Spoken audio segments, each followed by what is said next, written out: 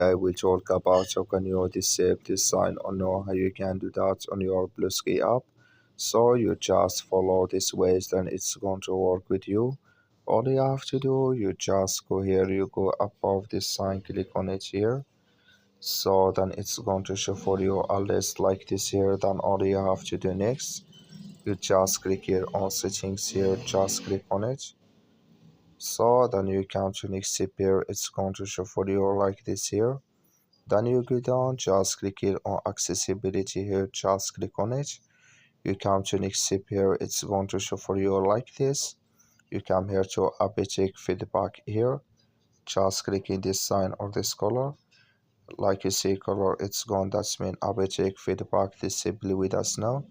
So that's all you have to do. I wish now you are great, that's all. So just follow these ways, then it's going to work with you. Thank you for watching. Don't forget to support us by like and subscribe.